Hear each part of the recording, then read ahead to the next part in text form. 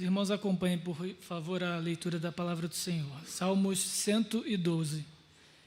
Aleluia, bem-aventurado o homem que teme ao Senhor e se compraz nos seus mandamentos. A sua descendência será poderosa na terra, será abençoada a geração dos justos. Na sua casa há prosperidade e riqueza, e a sua justiça permanece para sempre. Ao justo nasce luz nas trevas, ele é benigno, misericordioso e justo. Ditoso o homem que se compadece e empresta, ele defenderá a sua causa em juízo, e não será jamais abalado, será tido em memória eterna. Não se atemoriza de más notícias, o seu coração é firme, confiante no Senhor. O seu coração bem firmado não teme, até ver cumprido nos seus adversários o seu desejo. Distribui, dá aos pobres, a sua justiça permanece para sempre, e o seu poder se exaltará em glória. O perverso vê isso e se enraivece, range os dentes e se consome, e o desejo dos perversos perecerá. Oremos mais uma vez, irmãos. Senhor bondoso Deus, amado Pai, diante da Tua palavra, te pedimos que o Senhor derrame o Teu Espírito Santo sobre a Tua igreja. Ilumine os nossos corações e mente, para que entendamos e apliquemos a Tua palavra na nossa vida, que sejamos verdadeiramente transformados por ela.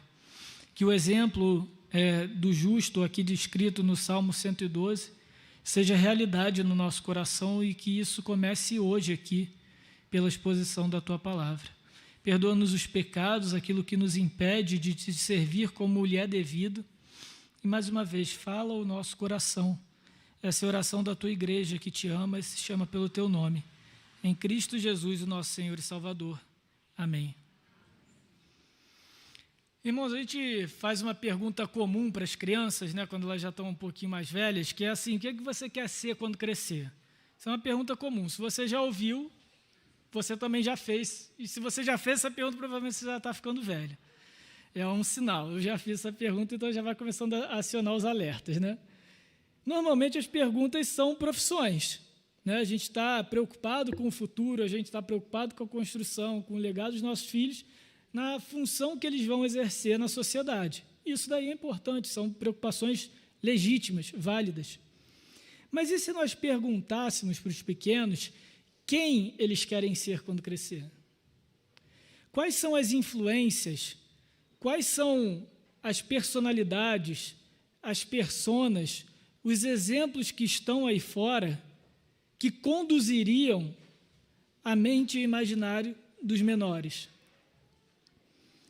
Onde é que estão as referências reais? Se a gente olhar simplesmente pela nossa cultura, aquilo que é comum, talvez a gente não fique muito otimista, né? E as influências, o quem poderia ser algum jogador de futebol, algum tiktoker, algum youtuber. E isso daí não motiva muita gente, não anima muita gente. A verdade é que a gente precisa de exemplos reais, a gente precisa de referências concretas, inclusive para nós nos espelharmos e apresentarmos para os nossos filhos. Onde devemos buscar esses exemplos dignos de admiração? Lógico que quando a gente olha para o passado, a história ainda guarda alguns homens e mulheres que são dignos da nossa observação. Por exemplo, William Wilberforce, um parlamentar britânico do século XVIII, ele foi um dos primeiros a lutar oficialmente contra a escravidão. E mesmo depois de conseguir a proibição do mercado escravocrata na Grã-Bretanha, ele continuou lutando pela proibição de forma geral. E a pergunta que a gente deve fazer é o que fez com que o Wilberforce, né, e a gente olhando para ele como um exemplo a ser seguido, um exemplo histórico de um bom caráter, de um caráter inabalável, de um caráter cristão, ele era cristão. O que fazia com que esse parlamentar fosse inabalável no seu propósito, mesmo depois de perder 11 vezes a votação contra o fim da escravidão? Ele seguiu lutando, ele seguiu persistindo até que o seu objetivo fosse plenamente alcançado. Isso é um caráter firme, isso é um caráter exemplar.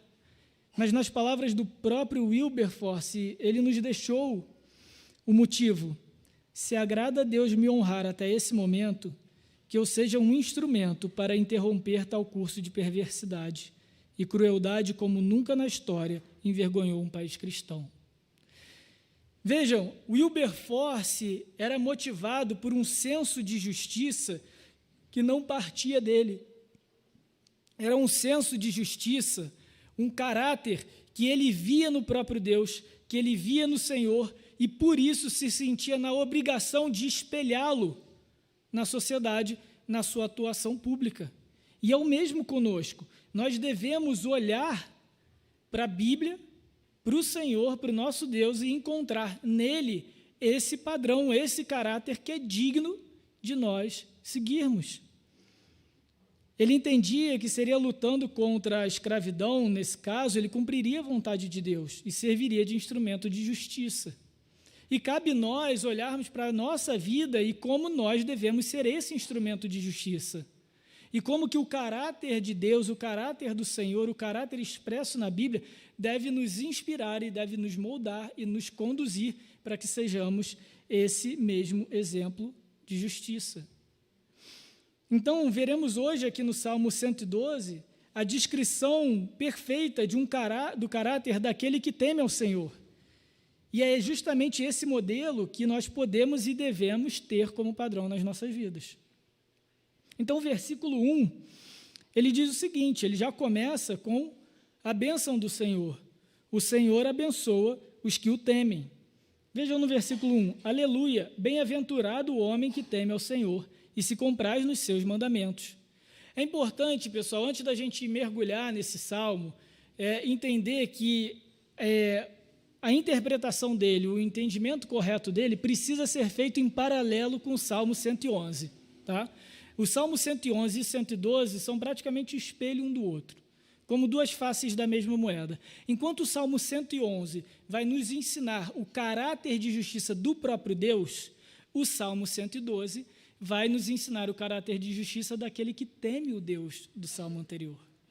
Tanto é, e não é coincidência, que ambos os salmos possuem 10 versículos.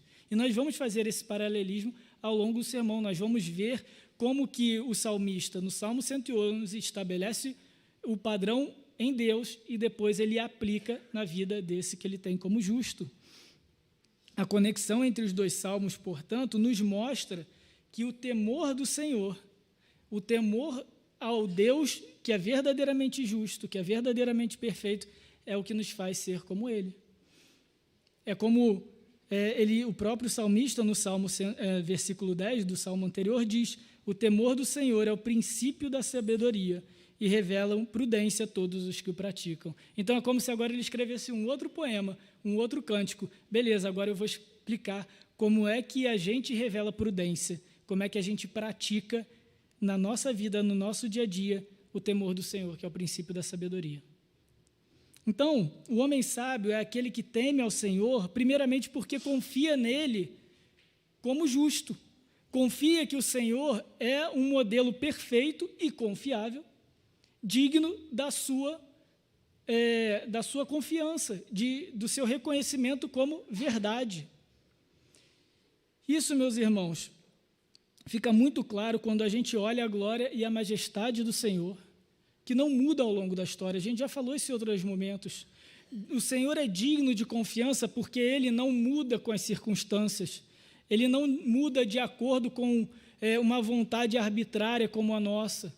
Não é um Deus sentimental, não é um Deus vaidoso, mas é um Deus íntegro, é um Deus justo justamente porque Ele não muda com o tempo.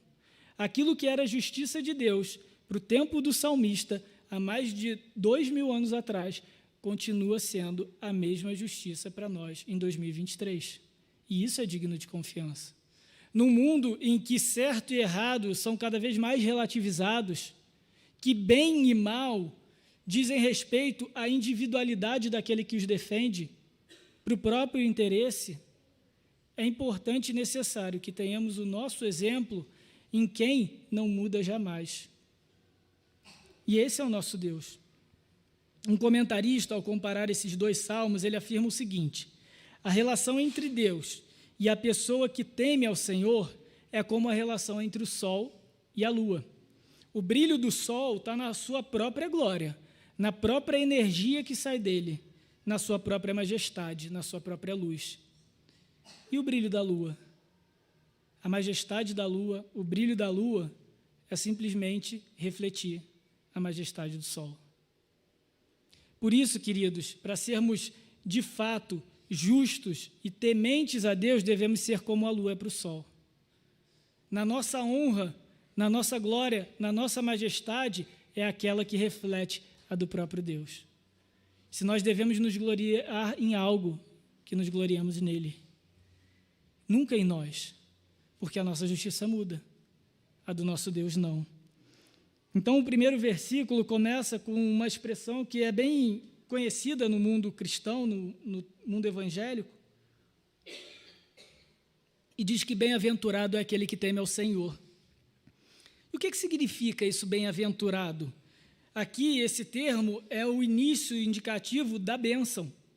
Então, tudo daqui para frente é sim instrução para nós, mas também é bênção. Porque a instrução do Senhor para o seu povo já é bênção. A gente tem o melhor exemplo disso em Gênesis 2, em que Deus, ao criar o homem, ele ordena e abençoa. O que ele diz? Ide, multiplicai-vos, frutificai. Bênção. E depois ele diz, dominai a terra, enchei-a, sujeitai-a, ordenança.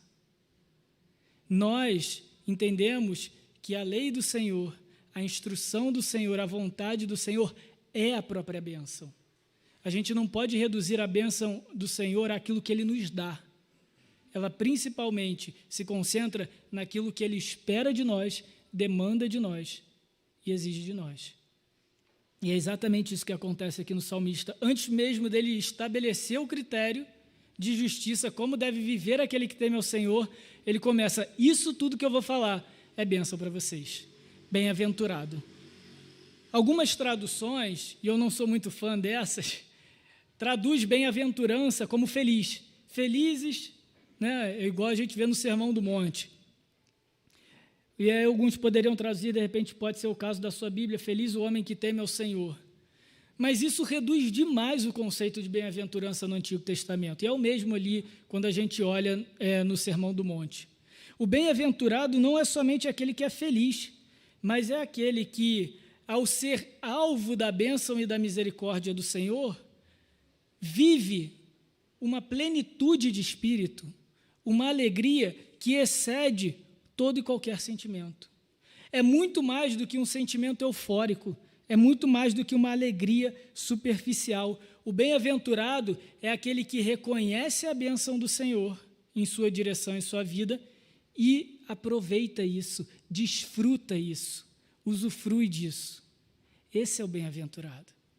E aí a gente pode ser bem-aventurado mesmo estando triste, mesmo amargurando, mesmo passando dificuldade, porque as bênçãos do Senhor continuarão ali, e ainda é possível que nós tenhamos deleite, prazer nas bênçãos do Senhor, mesmo nos momentos difíceis. É o bem-estar em todas as vidas que vem somente do fato de sabermos que somos alvo da bondade e da misericórdia do Senhor. Isso é bem-aventurado. Em suma, o bem-aventurado é o que experimenta a vida exatamente como o Criador a planejou, sem nenhuma sombra de pecado.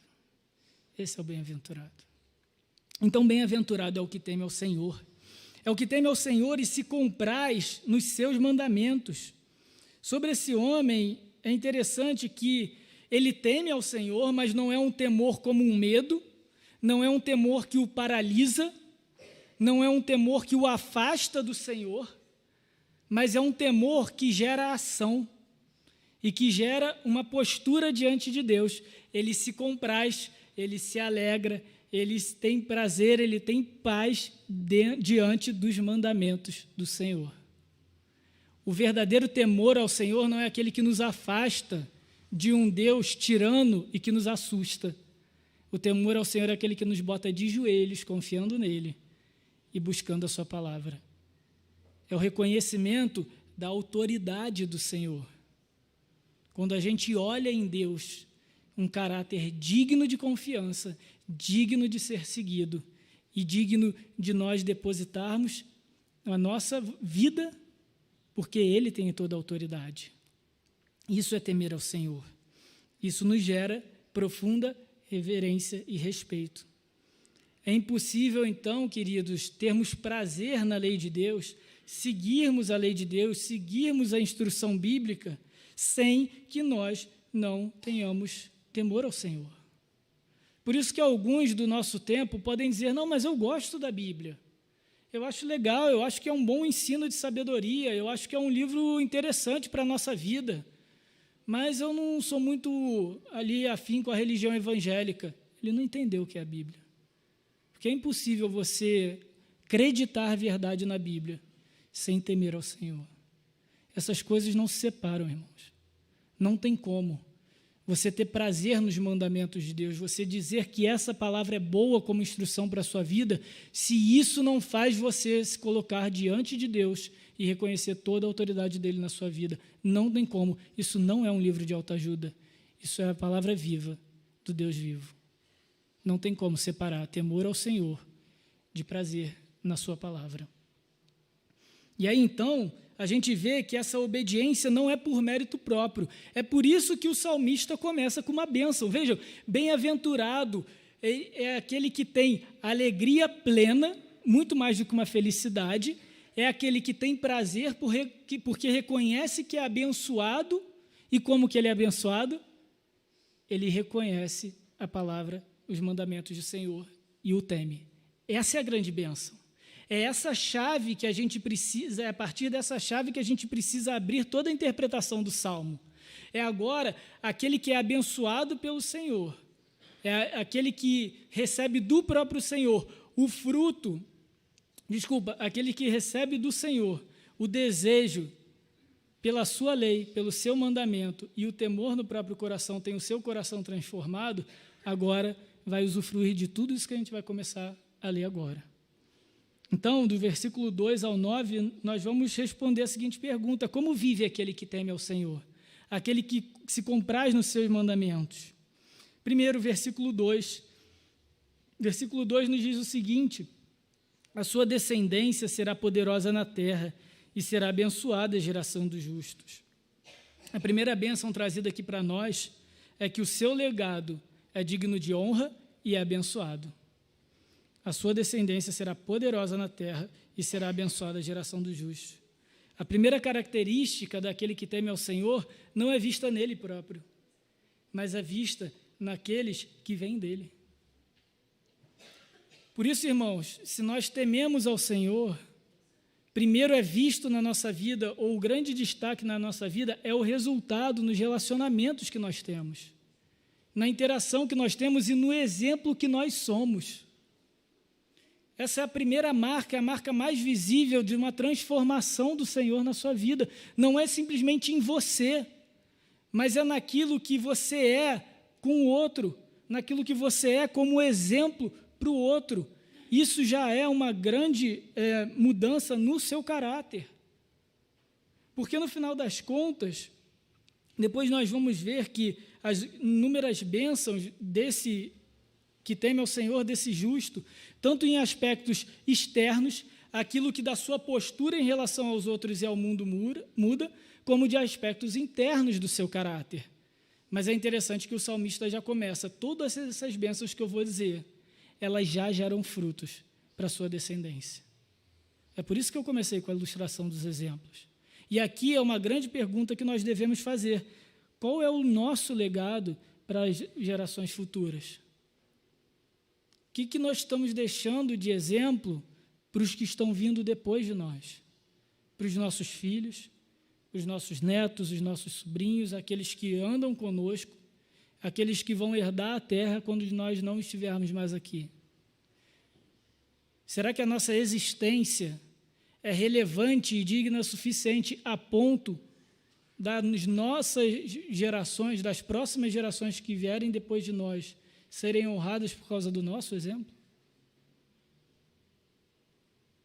Num mundo em que a gente, como cristãos e pais preocupados, a gente questiona tanto, né, com os exemplos, a gente diz tanto: nossa, está tão difícil lá fora. O mundo só está dando exemplo ruim. E a gente como exemplo? Queridos, o mundo sempre deu exemplo ruim. O que vai definir a nossa descendência é o exemplo que vai ganhar. É o exemplo mais forte.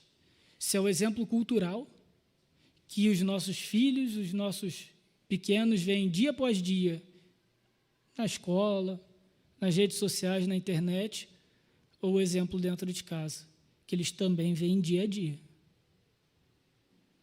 O exemplo mais forte, o exemplo mais coerente, o exemplo mais sólido vai perseverar e vai gerar frutos, seja o da cultura, seja o nosso. Por isso essa bênção nos traz responsabilidade e questionamento. Será que a nossa descendência será poderosa na terra? É lógico que esse poder na terra não é um poder humano, não é um poder de governo. Sim, nossos filhos podem ser governantes. De repente, o próximo presidente ou presidenta sai daqui de um dos nossos. Por que não? Mas não é disso que fala o Salmo. O Salmo vai falar do caráter espiritual daquele que teme ao Senhor e, por isso, é igual ao Senhor. Então, a gente não pode reduzir as bênçãos do Salmo a bênçãos materiais. A gente não pode achar que poder aqui é simplesmente poder para governar homens.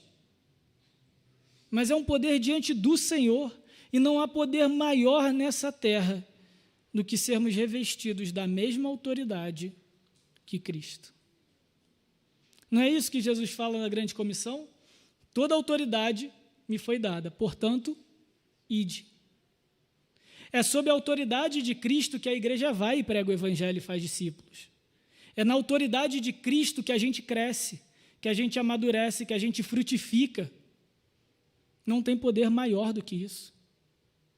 Não é o que Jesus fala? Que se os discípulos tivessem fé, eles fariam coisas muito maiores do que eles. E não tem nada maior do que o evangelho chegar aos quatro cantos do mundo, do que a gente ver um pecador se arrepender. Não tem poder maior nessa terra, queridos. Qual é o legado que nós estamos desejando para os nossos filhos? Que tipo de poder nós estamos colocando no coração deles? É lógico que é importante que a gente os instrua e lhes dê todos os recursos necessários para que eles sejam homens e mulheres prósperos na vida, nas suas carreiras, com os seus talentos, com suas profissões, nas suas famílias, mas isso ainda é pouco. Isso é superficial. Isso não é o verdadeiro poder que nós temos. O verdadeiro poder é a gente ser como Cristo. Será que é isso o legado que a gente está construindo na nossa casa? O justo tem isso como legado, porque ele se compraz no seu mandamento. Então, aqui no versículo 2, nós vemos que a descendência é poderosa na terra e abençoada a geração dos justos, e não tem bênção maior do que nós comunicarmos a palavra do Senhor e os mandamentos do Senhor. Nós ensinarmos aos nossos filhos o mesmo prazer que a gente tem na lei de Deus. Mas a gente não pode ensinar aquilo que a gente não tem. Próximo versículo, versículo 3. Na sua casa há prosperidade e riqueza, e a sua justiça permanece para sempre. Esse versículo 3 é um prato cheio, né, para quem é defensor da teologia da prosperidade, né? Na sua casa há prosperidade e riqueza, né? E aqui vale lembrar mais uma vez da natureza de um escrito de sabedoria do Salmo 112. Isso aqui não é uma promessa para a gente. Isso aqui é uma instrução para que a gente siga esse modelo e tenha isso como alvo no nosso coração. E se a gente tem o alvo de ter um caráter de alguém que é justo, perfeitamente temente ao Senhor e que se compraz nos seus mandamentos, obviamente, essa pessoa não vai ter no seu coração um objetivo material e fútil. Por isso que buscar bênçãos materiais no Senhor é pouco demais, é superficial demais. É abrir mão de um poder que é muito maior do que o que Ele nos oferece. Mas há sabedoria, a sabedoria bíblica no nosso relacionamento com todas as coisas, inclusive com as nossas riquezas, inclusive com as nossas posses, inclusive com aquilo que é material. É interessante que, quando a gente coloca aqui, isso não é uma garantia que aquele que teme ao Senhor, com certeza, vai ser rico. A gente tem que inverter essa visão. A prosperidade e a riqueza não está na quantidade, mas está no nosso relacionamento com aquilo que a gente já tem. Porque se eu chegar, essa pesquisa na realidade foi feita para pessoas nos Estados Unidos, hoje, 2022, que ganham por ano acima de 7,5 milhões de dólares. E fizeram uma pesquisa, eles deveriam colocar um montante na conta bancária do quanto eles estariam satisfeitos, realizados. E mais da metade respondeu que eles seriam realizados com o dobro. Gente, são 7,5 milhões de dólares. É um pouco mais de 35 milhões de reais. Se eu fosse um grande pregador da prosperidade e dissesse esse versículo, olha só, meu irmão, você teme ao Senhor que vai ter prosperidade na tua casa. Esse sujeito, provavelmente, se caísse na minha mentira, ele ia estar pensando numa cifra de mais 35 milhões de dólares na sua conta. Portanto, queridos, a promessa ou a ilusão pela prosperidade não está no valor da sua conta bancária. Está no tamanho da idolatria que o dinheiro ocupa no seu coração. Aquele que quer ser próspero diante de Deus e atribui a Deus bênçãos materiais é porque tem um cifrão no lugar do coração. Aquele que teme ao Senhor e se compraz na sua palavra, ele sim é próspero e há riqueza na casa dele, porque primeiro ele sabe que tudo que ele tem vem do Senhor. E segundo, ele é grato pelo que ele já tem. A alegria dele não está naquilo que ele não tem, naquilo que Deus poderia dar para ele se ele fosse fiel no dízimo. Não. A alegria dele está no pão de cada dia. E talvez, se você não se veja hoje como próspero ou como rico diante do Senhor, talvez você tenha que rever o seu relacionamento com as riquezas e os seus critérios de prosperidade e riqueza diante do Senhor. Aqueles que conduzem uma vida profissional, há um outro lado também, pragmático, prático. Aqueles que conduzem uma vida profissional com integridade, com zelo e honestidade, tendem a ser reconhecidos por isso. Aqueles que são corretos nas suas ações, aqueles que não roubam na hora de bater o ponto, não esticam o almoço. Quem é elitista sabe do que eu estou falando. O mercado tende a reconhecer o que ele chama de boas práticas. Aqui a gente chama de caráter. E quem dera os cristãos fossem os grandes exemplos no mercado de trabalho de um bom caráter de profissional. Por isso, a gente vê prosperidade, a gente pode ter prosperidade na nossa vida, a gente pode ter riqueza na nossa vida, mas que isso comece com a nossa postura diante daquilo que Deus nos deu e diante, inclusive, da responsabilidade do trabalho e da profissão que Deus nos deu. Porque a palavra do Senhor também nos diz que tudo que nós fizermos, que façamos como se fosse para o próprio Deus. Será que a gente está se dedicando assim no nosso trabalho? Será que se o nosso chefe ver esse versículo, ele vai honrar a Deus por isso? Ou ele vai jogar isso na nossa cara, como um mau testemunho? Tudo, queridos, como se fosse para o próprio Senhor. Novamente, não é uma receita do sucesso, é uma instrução de sabedoria. O salmista ensina que a justiça daquele que teme ao Senhor transborda em todas as áreas da sua vida, inclusive na sua área profissional. Entretanto, a gente precisa guardar o nosso coração, proteger o nosso coração, sabendo que riqueza, propriedade, bens materiais não são sinais confiáveis e adequados para nós medirmos a nossa nosso temor a Deus. Eles não são. Deus nos abençoa quando Ele quer, da forma que Ele quer, na medida que Ele quer. Aqui dentro da igreja, uns mais, outros menos, e Ele continua sendo Deus, Ele continua sendo generoso, Ele continua sendo misericordioso. E não nos importa saber os porquês, nos importa temer ao Senhor e ter prazer na sua palavra. Até porque a própria Escritura, a própria Bíblia, nos traz inúmeros exemplos de pessoas que não tinham nada financeiramente falando e foram grandes exemplos de homens tementes ao Senhor. O próprio Jó começa o livro muito rico, passa a maior parte do livro sem nada, termina mais rico ainda. Aí aqueles ricos americanos iam ficar bolados com Jó, porque ele ganhou o dobro. Mas ele nunca pediu isso. É interessante que o próprio Jesus colocou isso como exemplo, né, queridos? Olha o que Mateus, no capítulo 8, vai dizer. O próprio Jesus nos ensina, né? Jesus respondendo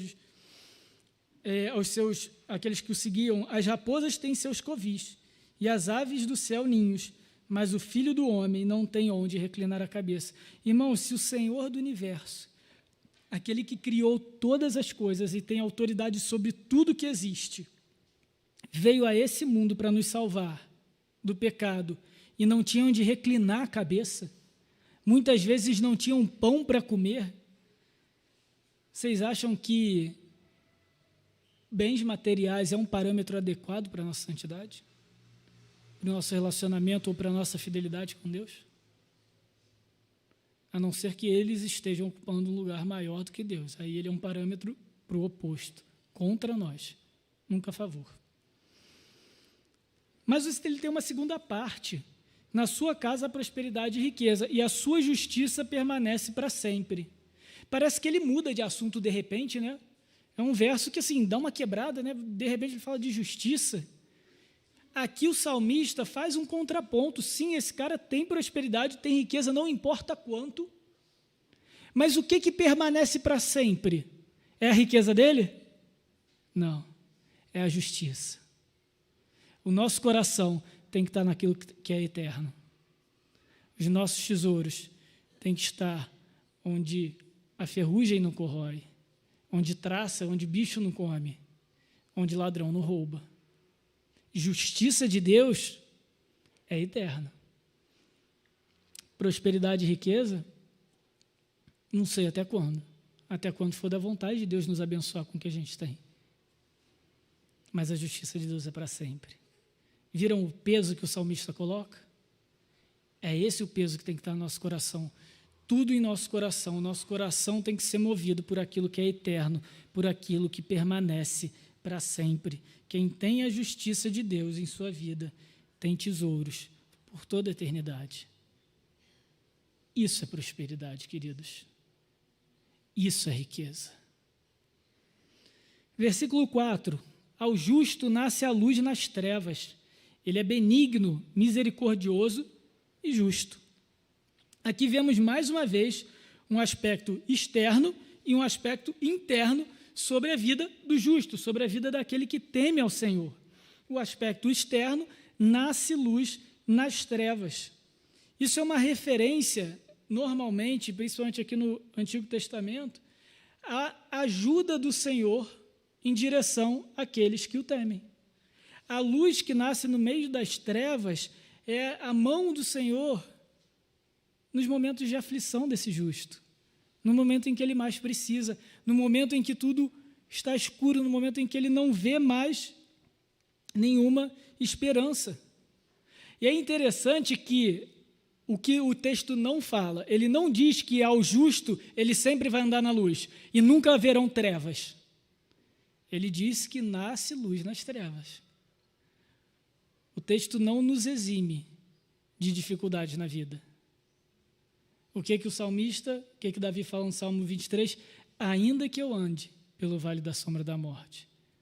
Ali não é uma hipérbole, ali não é, se um dia fosse possível, quem sabe, todavia. Não, ali é, eu provavelmente vou andar um dia. Mas mesmo ali, onde a morte faz sombra e tudo é escuro e frio, O Senhor é comigo. Ele continua sendo meu pastor. E nada me faltará. A certeza do primeiro versículo garante ao salmista do Salmo 23 tudo que ele vai dizer. Depois em casa você lê com essa visão. Normalmente os salmos são assim. O primeiro verso é o verso-chave para a gente interpretar o restante. Igual aqui a gente está fazendo. Então, queridos, não é que a gente não vai passar por trevas, mas é que mesmo nas trevas há de nascer luz, há de nascer esperança. As trevas sim chegam para o justo, mas elas não permanecem em sua vida, elas não permanecem no seu coração, elas não lhe dão desespero, elas não lhe dão angústia, elas não lhe consomem. Pelo contrário, lhe nasce luz. É por isso que o profeta Isaías nos ensina, no capítulo 60, dispõe-te, resplandece, porque vem a tua luz, e a glória do Senhor nasce sobre ti. Porque eis que as trevas cobrem a terra, e a escuridão os povos, mas sobre ti aparece resplendente o Senhor, e a sua glória se vê sobre ti. Essa é a nossa confiança. Mesmo nos momentos de trevas, mesmo nos momentos difíceis, nós confiaremos no Senhor, porque Ele é a nossa luz. Porque é Ele que estica, estende a mão para nos salvar, nos dar esperança, para que a gente mantenha o nosso temor e o nosso prazer. A gente continua sendo bem-aventurado, mesmo caminhando nas trevas. Bem-aventurado o homem que teme ao Senhor, nas trevas ou na luz, porque a luz sempre há de nos alcançar. Então, a resposta do justo a tamanha bênção, a tamanha misericórdia e bondade de Deus, qual é? Agir como o próprio Deus faz com ele. Ao justo nasce luz nas trevas. E aí agora o aspecto interno, ele é benigno, bondoso, misericordioso e justo. Não é exatamente assim que ele vê o Senhor? Quando nós reconhecemos que Deus é aquele que resplandece a sua luz em nós em meio às trevas, em meio à dificuldade da vida, a gente reconhece que é pela bondade e misericórdia dele, nós também podemos ser bondosos e misericordiosos. O paralelo está no versículo 4 do Salmo anterior, do Salmo 111. Olha o que o Salmo 111 diz no versículo 4. Ele, o Senhor, fez memoráveis as suas maravilhas. Benigno e misericordioso é o Senhor. Portanto, aquele que é alvo da bondade e da misericórdia de Deus é capaz e capacitado pelo Senhor para agir de igual forma com os outros. E se há falta de bondade e misericórdia na sua vida, provavelmente é porque você tem falhado em reconhecer a bondade e a misericórdia do Senhor por você. A nossa bondade e misericórdia só pode vir, irmãos, em resposta da bondade e misericórdia do Senhor. Se ela vier de qualquer outro motivo, isso vai ser honra própria. Isso vai ser mérito próprio. Se a gente quiser ser misericordioso ou bondoso para o outro, porque é uma obrigação nossa, ou porque a gente vai ganhar alguma coisa com isso, nós não somos diferentes das religiões de ciclo, daquelas que creem em encarnação, numa salvação por mérito. E não há bondade no mérito, não há misericórdia no egoísmo. É hipocrisia. É hipocrisia fazermos o bem, é hipocrisia sermos caridosos, obras de caridade, para nos elevarmos espiritualmente. É como se eu depositasse oferta na minha própria conta bancária. Mas diante de Deus nós não temos nada. E ao reconhecer isso, nós nos vemos prósperos, nós nos vemos ricos, nós nos vemos alvo da bondade e da misericórdia de Deus, porque não merecemos nada, e por isso nós podemos agir assim com os outros. Porque no momento em que a gente se vê como nada, é mais difícil, não vou dizer que é impossível, mas é mais difícil que nós olhemos para o outro com um olhar superior. Não é? Porque nós não somos nada. O outro, nosso próximo, é tão carente da graça e da misericórdia de Deus quanto nós somos. E aí, nesse sentido, que a gente pode agir com bondade e misericórdia. Não são os nossos atos não são fruto do nosso orgulho ou da nossa bondade que existe em nós, mas da gratidão e do reconhecimento que tudo que temos e somos vem do Senhor. O versículo 5, o salmista continua: ditoso o homem que se compadece e empresta, ele defenderá a sua causa em juízo. Aqui o salmista coloca mais uma ação de misericórdia. Depois ele vai falar sobre a generosidade dele. Mas ele empresta porque ele tem compaixão, porque ele tem misericórdia, porque ele reconhece a necessidade do outro. Ele supre no outro aquilo que o outro não tem. Aqui não é uma mera instrução para empréstimo de dinheiro, tá, gente? E se alguém chegar assim, não, irmão, você tem que me emprestar uma grana, porque sabe como é que é. Está lá no Salmo 112, versículo 5, que o ditoso se compadece e empresta. Não, você entendeu o Salmo errado. Ele se compadece e vê a falta no outro. E complementa o outro, completa o outro. A centralidade aqui do versículo 5 é a compaixão. Não é o empréstimo. A gente vê isso no versículo 5 do Salmo anterior. Olha o que o Salmo anterior diz: o Senhor dá sustento aos que o temem, lembrar-se-á sempre da sua aliança. Ou seja, Deus não abandona aqueles com quem ele tem um compromisso. E como ele tem compromisso com aqueles que ele chamou de filhos, com aqueles que ele ama e com aqueles que ele salvou da morte, ele lhes supre de todas as suas necessidades. É nesse sentido que a gente tem que ler o nosso versículo 5 no Salmo 112. A gente se compadece como? Como que a gente demonstra compaixão? Quando a gente supre as necessidades do outro, quando a gente provê ao outro o sustento, aquilo que ele precisa, baseado no nosso compromisso, da nossa aliança com o Senhor. É nesse sentido. A gente não sai emprestando dinheiro porque a gente é obrigado. Se necessário for, se a gente entender que essa é a melhor forma para sustentar, para abençoar, para prover para aquela pessoa ou naquela situação, ok.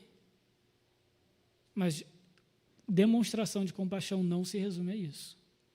Não sejamos superficiais no exercício da nossa compaixão. Ele empresta. Ele defenderá a sua causa em juízo. De novo, o aspecto externo, ele não age nem por obrigação em relação ao outro, mas também nem por ganância, então retém tudo por ele, mas o seu coração se mantém naquilo que é justo. E aqui ele defende a sua causa em juízo. É interessante, porque o salmista junta isso no mesmo da compaixão, né? Como que a gente defende a nossa causa em juízo? Como é que a gente nos defende ou se defende quando nós somos acusados? A gente tem que ter discernimento da verdade e da realidade. Esse discernimento perpassa o nosso exercício de compaixão, mas perpassa também, e é o que fica mais claro na segunda parte do versículo 5, quando nós precisamos defender a nossa postura, a nossa posição, a nossa palavra, a nossa decisão diante dos homens. Aquele que teme ao Senhor não se acovarda quando a coisa fica ruim, quando os argumentos ficam contra, quando há perseguição. E, queridos, aqui a gente não precisa ir muito longe. Não vai demorar muito para que alguns de nós tenhamos que responder sobre a nossa fé e sobre as nossas posições cristãs em tribunal. Mas a gente não precisa chegar a esse nível. Muitas vezes a gente vai precisar ser firme no nosso caráter e nosso testemunho, naquilo que a gente crê, nos mandamentos nos quais a gente tem prazer, no nosso ambiente de trabalho. Se a palavra de Deus é o que nos dá prazer, a gente não pode ter medo de defendê-la. Se a palavra de Deus é o que nos traz conforto, é o que nos traz luz em meio às trevas, é o que nos faz ter prosperidade e riquezas, ou seja, usufruir de todas essas bênçãos, ela precisa dar o mesmo prazer para nós quando nós formos confrontados e perseguidos por causa do amor a essa palavra. Caso contrário, a gente vai apenas buscar o nosso próprio interesse. Então, eu tenho prazer na palavra do Senhor, eu me comprazo nos mandamentos do Senhor, só quando eu estou dentro de casa, eu me vejo abençoado, os meus filhos são poderosos na terra, mas quando eu estou diante do juízo? Será que me dá prazer ser perseguido, ser questionado, ser criticado e maldito pela cultura, porque nós amamos a palavra que nós dizemos amar? Ou o prazer só vem quando as bênçãos vêm? Bem-aventurado, inclusive, quando ele for atacado, quando ele for acusado. Uma alegria plena, inclusive, quando formos perseguidos. Isso é um caráter sólido. Generosidade de um lado, convicção do outro. Para ambas as coisas, nós precisamos de solidez e discernimento. Solidez e discernimento. Para lidarmos com a necessidade do outro, para provermos o sustento do próximo e para sustentarmos o nosso testemunho diante do mundo. Solidez e discernimento. Essa solidez vem exclusivamente da confiança no Senhor. E ela é evidenciada nos 3 próximos versículos, do 6 ao 8. Olha o que o salmista segue dizendo: ditoso é o homem, estou no 5, ditoso o homem que se compadece e empresta, ele defenderá a sua causa em juízo. E agora, do 6 ao 8, não será jamais abalado. Olha a solidez aqui. É por isso que ele consegue defender a sua causa em juízo. Ele não vai ser abalado. Será tido em memória eterna. Não se atemoriza de más notícias. O seu coração é firme, confiante no Senhor. O seu coração bem firmado não teme, até ver cumprido nos seus adversários o seu desejo. E aqui o desejo, de novo, não é um desejo carnal, pecaminoso. É o desejo da vontade de Deus, da justiça de Deus, que só Deus pode executá-la. Ele espera no Senhor isso. Mas veja como do versículo 6 ao 8, aquele que teme ao Senhor é firme, ele se mantém constante, inabalável, íntegro, independente da situação, independente da circunstância, independente de quem o critique, de quem se levante contra ele, independente se ele é o único ou não a defender a Escritura naquele momento, independente se ele é o único a estar de joelhos na sua casa orando, ele se mantém firme, o coração é confiante e não se atemoriza de más notícias. Por que ele não se atemoriza de más notícias? Porque não são notícias ruins que vão mudar o caráter de Deus. Não são notícias ruins que vão anular o versículo 1 do Salmo. Bem-aventurado aquele que teme ao Senhor e se compraz nos seus mandamentos. Nenhuma notícia ruim muda essa verdade. Não há notícia ruim diante da grande notícia do Evangelho, que nós fomos salvos da morte e do pecado por Cristo Jesus. Se uma notícia é ruim, por pior que ela seja, irmãos, eu sei que tem hora que bate forte na vida. Ela te abala. Talvez, só talvez, a sua confiança naquilo que é eterno, na verdadeira boa notícia que é o Evangelho, não é tão firme quanto deveria ser. E a sua desconfiança passou a ser maior do que a sua confiança em Deus. E isso nos serve também de atenção. Ao contrário dos atuais discursos de autoajuda, que vão dizer que a nossa força está em nós mesmos, que nós devemos buscar a nossa própria luz interior, que a nossa vida é resultado das nossas ações positivas e negativas do mundo. A gente vê aqui que o potencial do justo em lidar com todas as circunstâncias, sejam trevas, sejam notícias ruins, não está nele mesmo, mas está no Deus em quem ele deposita a confiança. É como o Salmo 111 afirma: as obras das suas mãos, das obras das mãos do Senhor, são verdade e justiça, fiéis todos os seus preceitos, estáveis são eles para todo sempre, instituídos em fidelidade e retidão. É daí que vem a segurança do justo. Entenderam? É porque os preceitos, a vontade, aquilo que Deus estabeleceu como verdade, é sólido, é estável, é imutável na história e é para todo sempre o mesmo. É que a nossa confiança no Senhor também pode ser de igual forma estável, sólida, inabalável. A gente não pode confiar naquilo que vem de nós. O nosso coração é enganoso. A nossa confiança é enganosa. A gente precisa desconfiar da nossa confiança em nós mesmos e depositar toda a nossa confiança no Deus cujos preceitos são estáveis para todo sempre. Aí sim a gente vai ter um coração inabalável, mesmo quando notícias ruins vierem, mesmo quando a vontade do Senhor não for aquela que a gente gostaria que fosse, não for tão prazerosa, tão boa para nós, aos nossos olhos, a gente continua se mantendo firme, a gente continua se mantendo constante. Não foi essa a reação de Jó, quando uma série de tragédias aconteceu na sua vida? O que Jó disse? No saí do ventre da minha mãe e no voltarei. O Senhor deu, o Senhor tomou. Bendito seja o nome do Senhor. Esse é um exemplo de um coração firme e confiante no Senhor.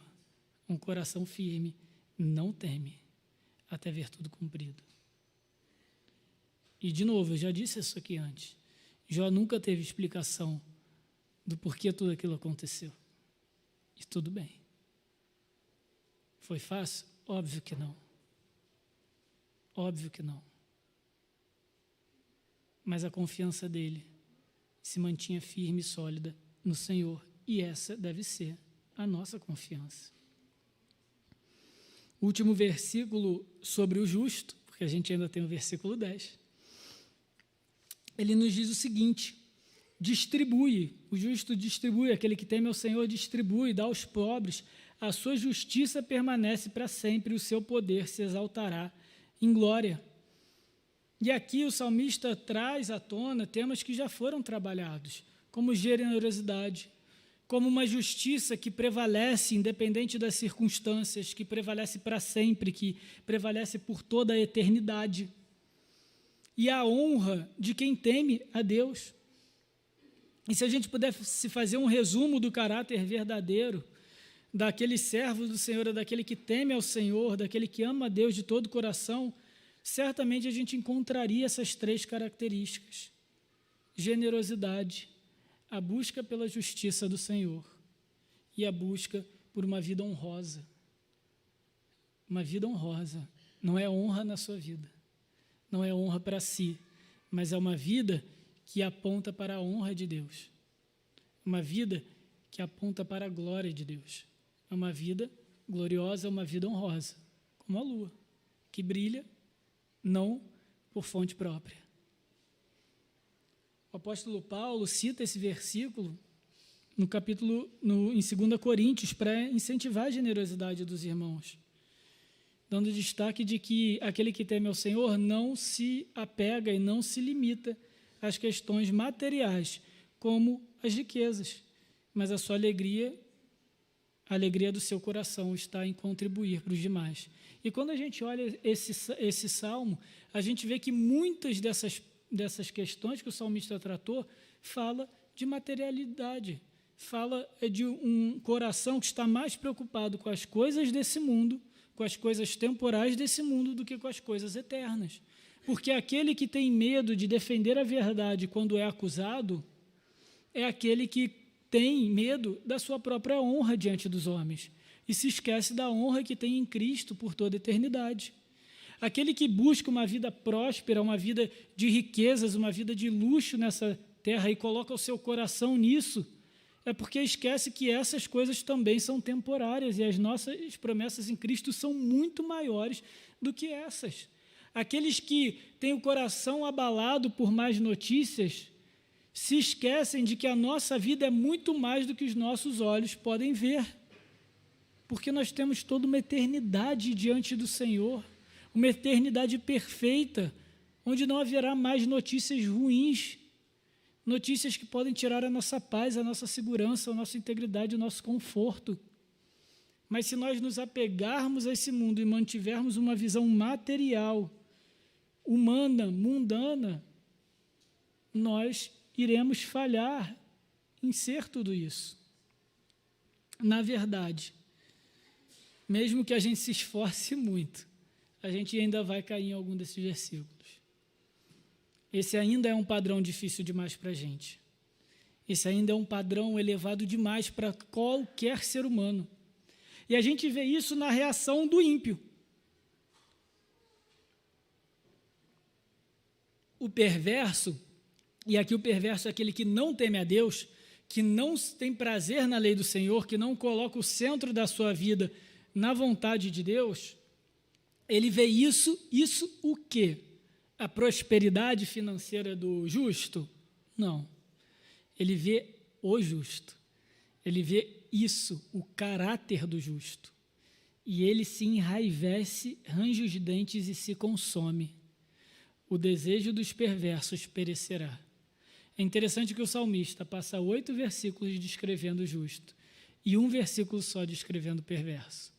Quando ele descreve o justo e tudo que diz respeito àquele que teme ao Senhor, várias vezes ele toca na eternidade. Então ele vai dizer que a casa do justo, a sua descendência poderosa na terra, e será abençoada as suas gerações, sem número, elas vão ser abençoadas. Na sua casa, a sua justiça permanece para sempre, a sua memória é eterna. De novo, no versículo 9, dá aos pobres a sua justiça permanece para sempre. Mas qual é a conclusão para aquele que é perverso, para aquele que não teme ao Senhor? O desejo dos perversos perecerá. Aqui perecerá é que vai embora como pó. Sabe quando você pega aquele pedacinho de carvão que já está frio na churrasqueira, depois do churrasco, aí desfaz na mão? É assim o desejo do perverso. É assim o desejo do que teme ao Senhor.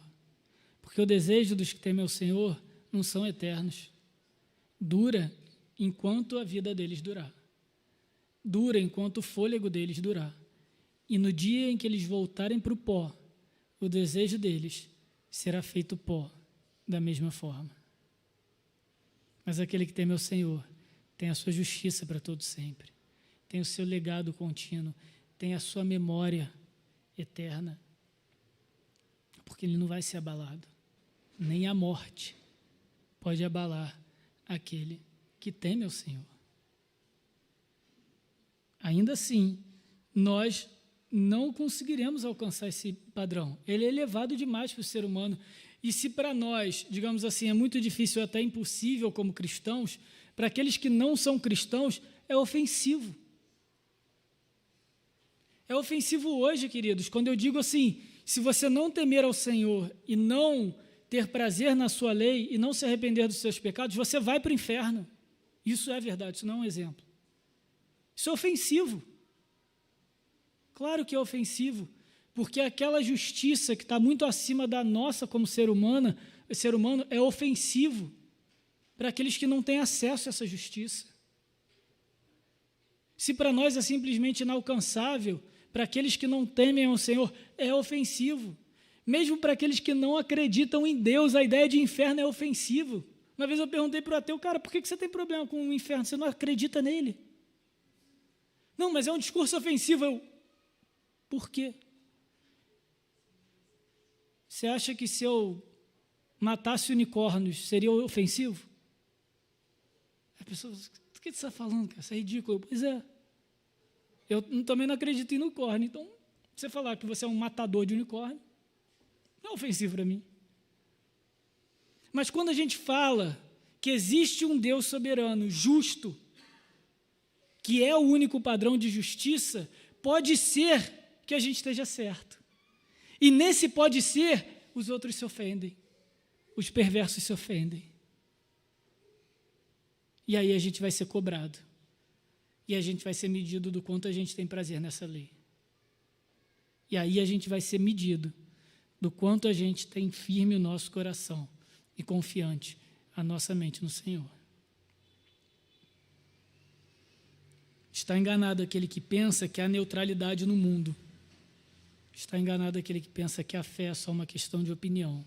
Não é uma questão de opinião, é uma questão do coração.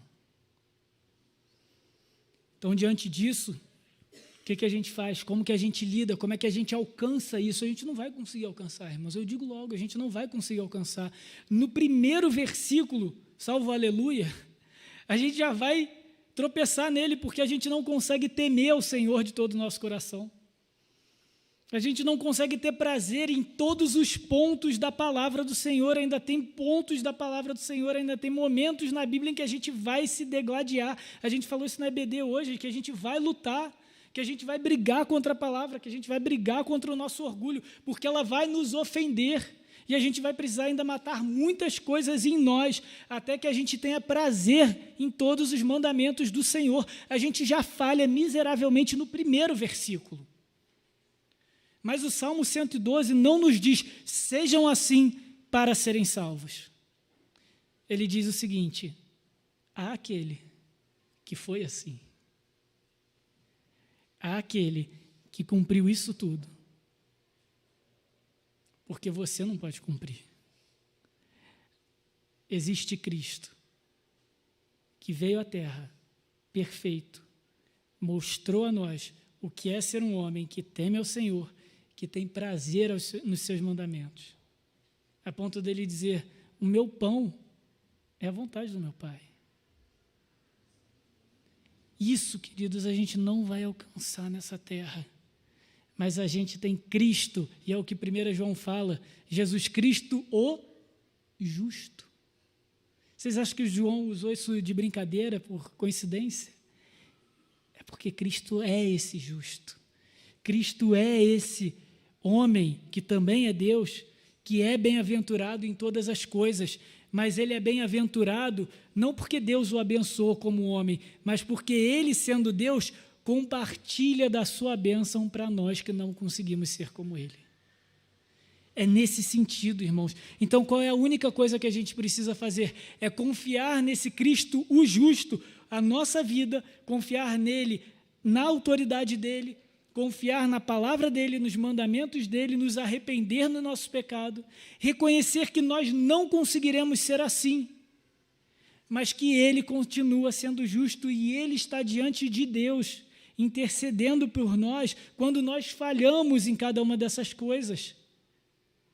É na nossa união, é no nosso compromisso, é na nossa aliança com Jesus, é que nós temos acesso ao caráter de Deus e dia após dia nós somos transformados, segundo o caráter do próprio Cristo. É a obediência de Cristo na cruz que hoje faz possível que nós cresçamos em obediência a Deus. Se a gente pode ter algum prazer na palavra, se a gente pode temer um pouquinho que seja, é porque Cristo comunicou isso para o nosso coração. É porque quando ele derramou o Espírito Santo dele em nós, ele disse que não nos deixaria órfãos e nos enviaria outro Consolador. Quando o Espírito Santo vem sobre nós, a gente é capacitado, a gente é transformado, a gente é regenerado para temer a Deus, para amá-lo sobre todas as coisas. Aí a gente vai começar a viver o Salmo 112. Na Grã-Bretanha de Wilberforce, aqueles homens, mulheres e crianças que sofriam com a escravidão, certamente não mereciam aquilo. Mas, queridos, eu sinto lhes dizer que nós merecíamos a escravidão do pecado. Cristo nos liberta de uma escravidão justa. Mas não que ele seja injusto, ele é misericordioso. O justo seria nós morrermos na nossa perversidade. O justo seria que nós perecêssemos como perverso, do versículo 10. Mas Cristo morre naquela cruz para que a justiça de Deus seja aplicada nele. Ele morre como escravo do pecado para que a gente seja livre como filho. E é assim que nós somos. E é assim que nós podemos ser justos daqui para frente. Nós podemos ser justos. Nós podemos ser bem-aventurados. Nós podemos temer ao Senhor e ter prazer nos seus mandamentos. Porque Cristo se fez injusto por nós. Baixem sua cabeça. Vamos orar para encerrar o nosso culto hoje. Senhor bondoso Deus e amado Pai, te louvamos, Senhor, porque o Senhor é justo, porque a tua bondade e misericórdia duram para sempre, porque o Senhor é perfeito na tua vontade, nos teus desígnios, os teus preceitos são eternos e não mudam com o tempo. O Senhor é fiel àquilo que o Senhor promete, àquilo que o Senhor afirma, a quem o Senhor é. E por isso, e só por isso, o Senhor é o único digno da nossa confiança. O Senhor é o único que é digno de reconhecermos a autoridade sobre a nossa vida. Reconhecemos, por isso, Pai, que somos falhos em temer ao Senhor. Somos incapazes de ter prazer nos teus mandamentos. Mas louvamos ao Senhor, porque Jesus Cristo justo morreu por nós, quando ainda éramos pecadores, inimigos do Senhor, quando ainda éramos perversos nos nossos pecados, quando ainda éramos escravos. O Senhor deu o seu Filho para morrer como escravo, para que nós pudéssemos ser tratados filhos do Senhor. Louvado seja o Senhor por isso. Agora, Senhor, nos fortaleça, nos dá coração firme, coração confiante, coração inabalável no Senhor e na Tua verdade, na Tua palavra, para resistir toda a perversidade desse mundo. E ainda que venham trevas, ainda que venham más notícias, ainda que venham acusações, que o nosso espírito não seja abalado no Senhor, mas em tudo mantemos os nossos olhos fixos na eternidade. Tenha misericórdia da Tua igreja, Senhor. Tenha misericórdia do povo que foi comprado pelo Senhor Jesus. E dá-nos também a confiança de pregar o Evangelho. Dá-nos confiança na autoridade de Cristo, de falar desse justo que morreu por injustos, Senhor. E que o nosso número cresça, não para a nossa glória, não para a nossa honra, mas para o prazer e glorificação do Teu nome, em Cristo Jesus, que o Senhor seja essa luz em nosso meio, que a sua luz resplandeça onde antes houveram trevas. Louvado seja o Senhor. Essa é a oração da igreja que te ama, em Cristo Jesus. Amém.